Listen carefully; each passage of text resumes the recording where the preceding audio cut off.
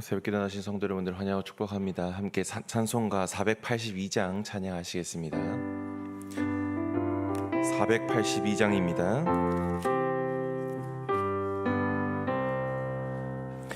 참 즐거운 노래를 늘 높이 불러서 이 세상 사는 동안 주 찬양하겠네. 복 주실 산에 올라 멀리 바라보니 나 건너갈 요단강 뚜렷이 보이네. 참 아름다운 노래 늘 높이 부르세. 하늘의 소망 주시 주 찬양하여라. 참 아름다운 노래 다 함께 부르세. 하늘의 기쁨 주시 주 찬양하여라. 참 즐거운 노래를 늘 높이 불러서 내 영혼 구원하신 주 찬양하겠네. 땅 위의 성도들이 부르는 노래에 저 하늘의 천사들 다 와답하겠네.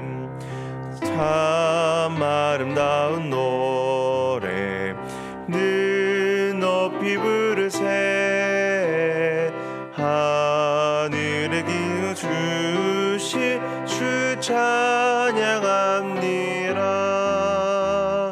참 아름다운 노래 다 함께 부르세. 하늘의 기쁨 주신 주 찬양하여라. 참 즐거운 노래를 늘 높이 불러서 만왕의 왕 되신 주 나 찬양하겠네.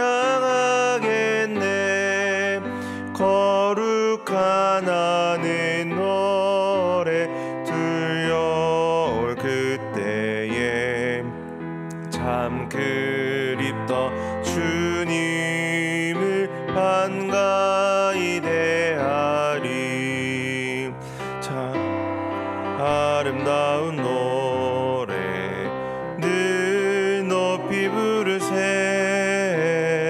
하늘의 소망 주신 주 찬양하여라. 참 아름다운 노래 다 함께 부르세. 하늘의 기쁨 주신 주 찬양하여라. 아멘. 함께 하나님의 말씀 출애굽기 15장 1절에서 7절까지의 말씀입니다.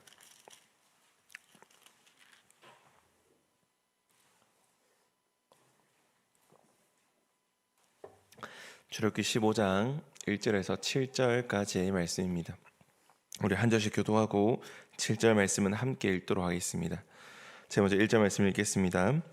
이때 모세와 이스라엘 자손이 이 노래로 여호와께 노래하니 일렀으되 내가 여호와를 찬송하리니 그는 높고 영화로우시며 말과 그 탄자를 바다에 던지셨음이로다. 여호와는 나의 힘이요 노래시며 나의 구원이시로다. 그는 나의 하나님이시니 내가 그를 찬송할 것이요 내 아버지의 하나님이시니 여호와는 용사시니 여호와는 그의 이름이시로다. 그가 바로의 병거와 그의 군대를 바다에 던지시니 최고의 지휘관들이 홍해에 잠겼고 깊은 물이 그들을 덮으니 그들이 돌처럼 깊은 속에 가라앉았도다. 여호와여 주의 오른손이 권능으로 영광을 나타내시니이다.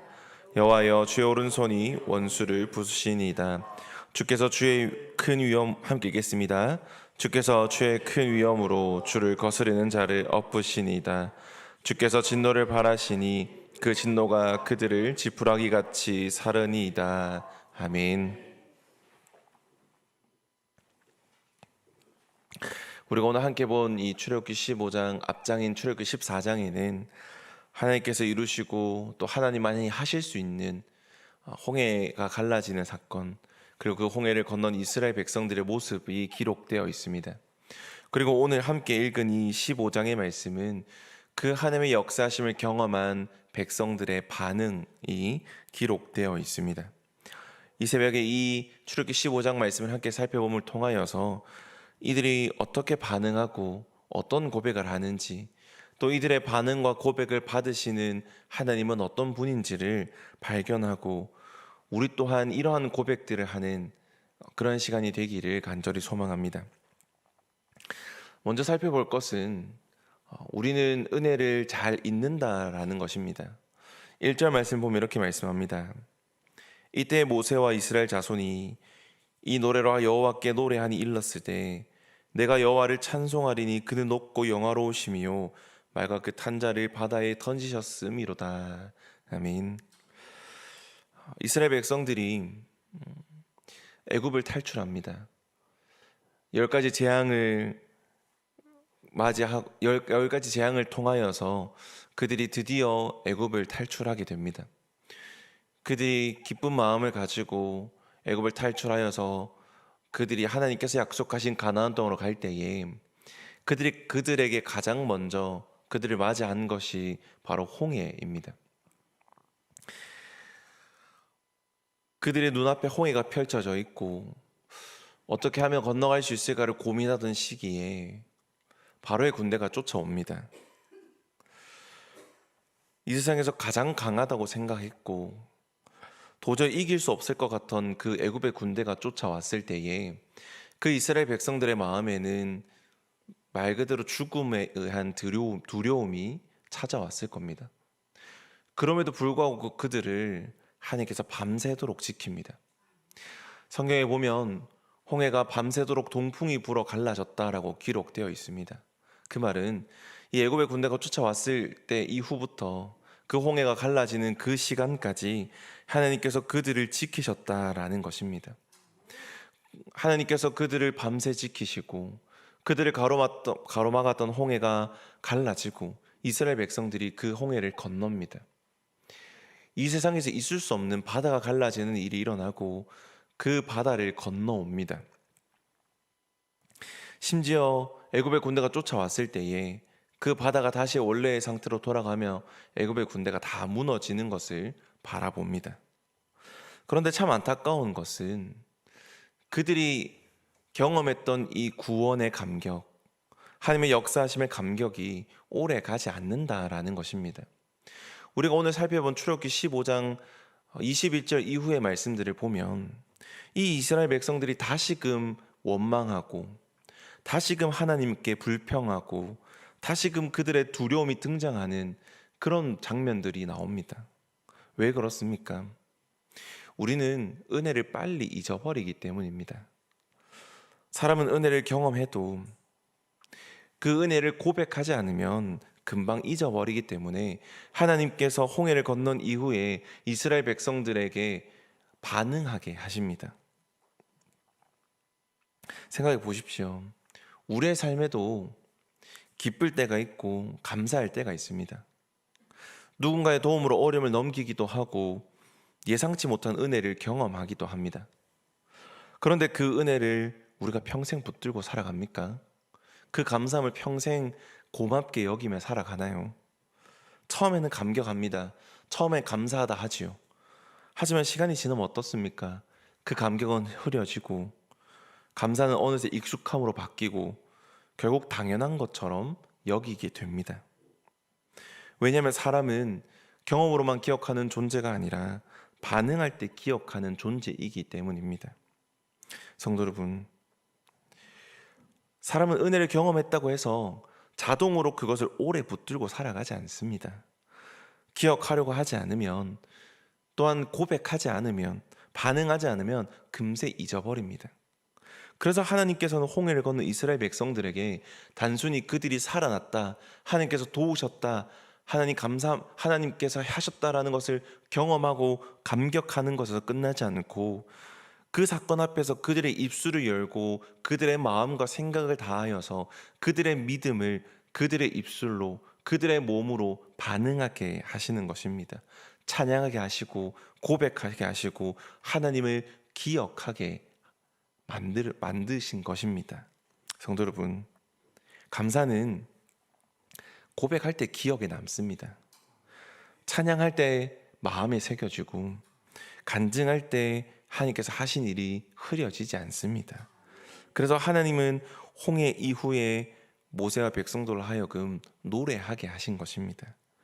그 찬양이 단순히 그의 감격적인 감정의 표현이 아니라 하나님께서 하셨다, 우리를 여기까지 인도하신 분은 하나님이시다라는 믿음의 고백으로 만드신 것입니다. 두 번째로 살펴볼 것은 그 믿음의 고백이 있기에 상황과 환경이 변하지 않더라도 괜찮다라는 것입니다. 2절 말씀 보면 이렇게 말합니다. 여호와는 나의 힘이여 노래시며 나의 구원이시로다.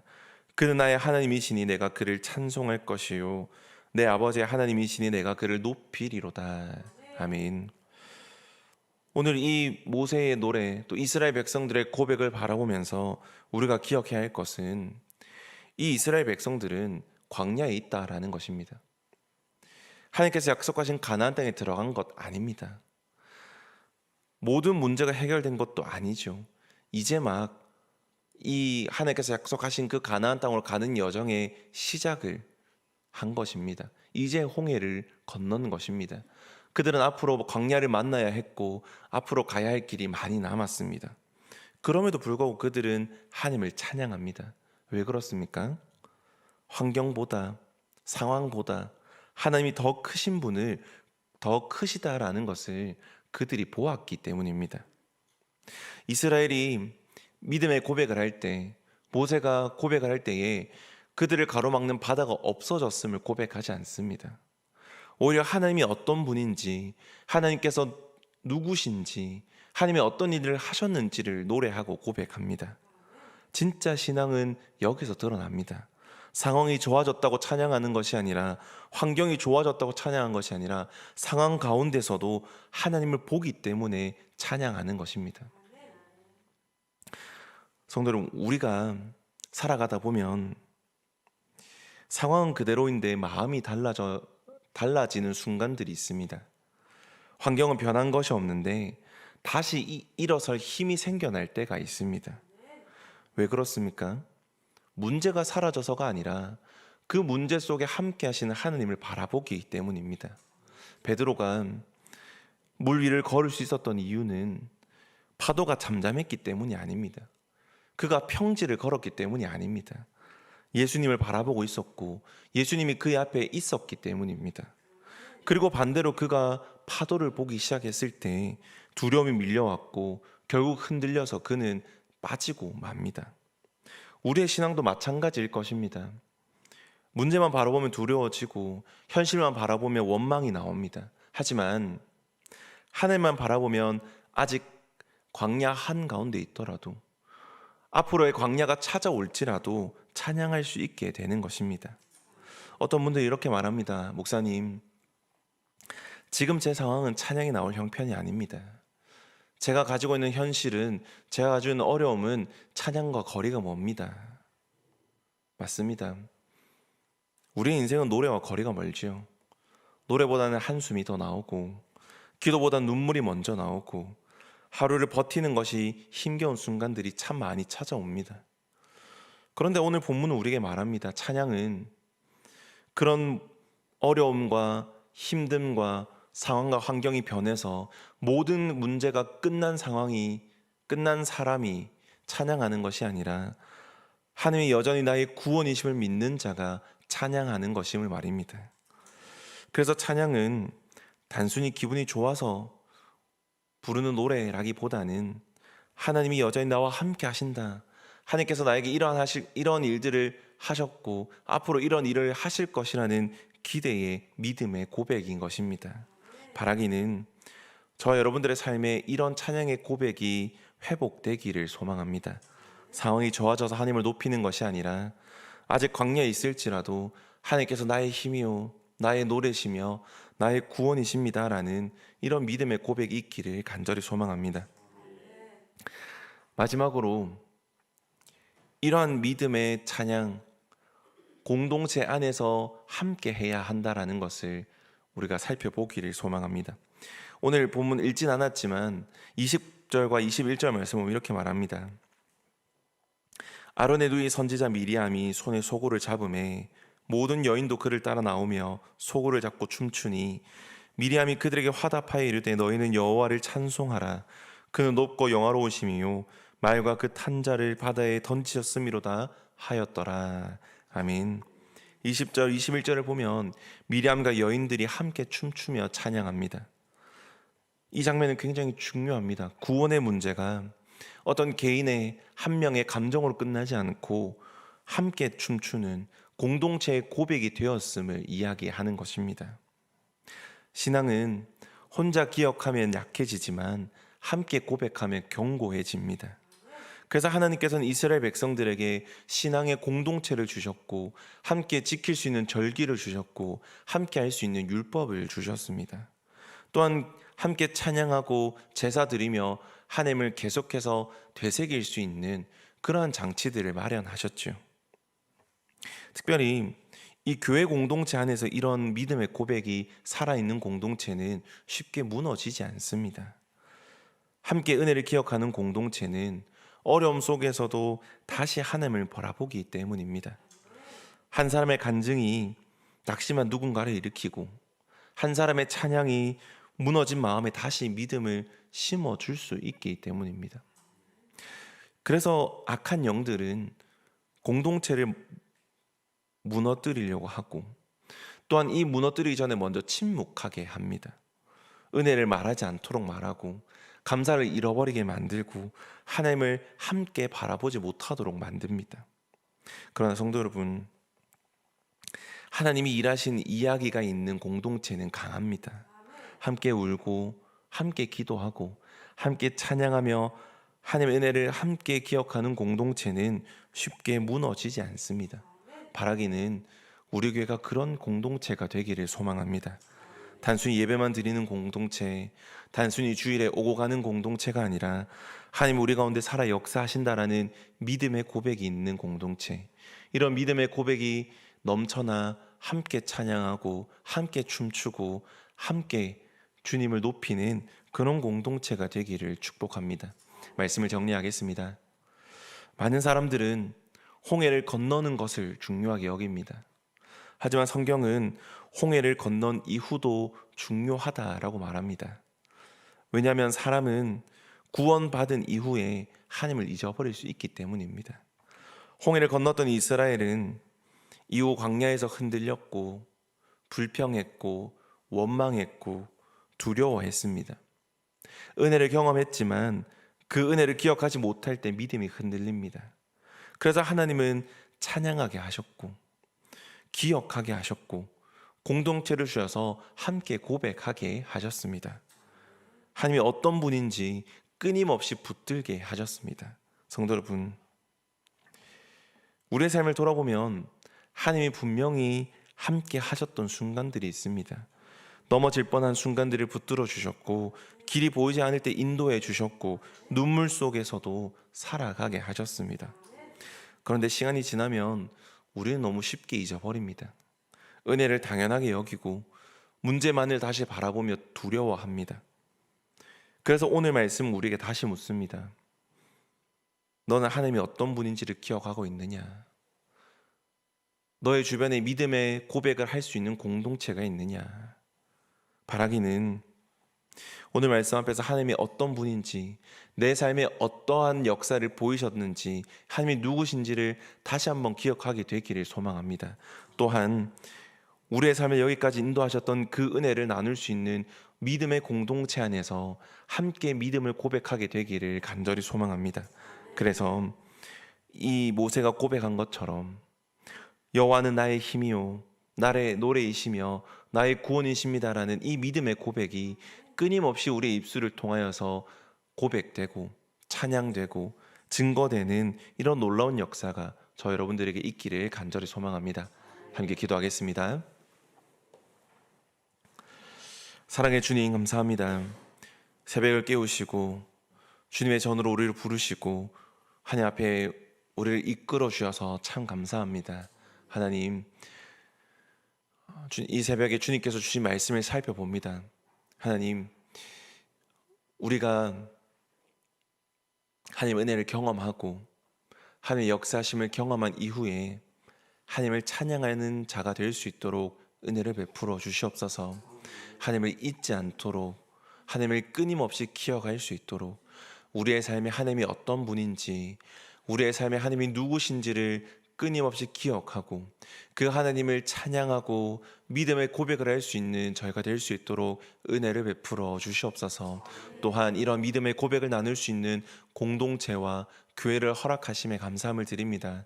하나님, 우리가 함께하는 이 가음정교회 안에서 또 주님께서 세우신 그 목장 안에서 이 믿음의 고백이 끊임없이 넘쳐나서 서로가 서로를 세우고 서로가 서로를 의지하게 하고 또 서로가 서로를 붙들면서 하나님께서 허락하신 그 믿음의 여정들을 잘 나아갈 수 있도록 은혜를 베풀어 주시옵소서. 하나님, 오늘 있을 교회 사역 가운데 함께 해주시기를 간절히 소망합니다. 오늘 수요 전도가 있고 수요 기도회가 있고 또 목장 모임이 함께 있습니다.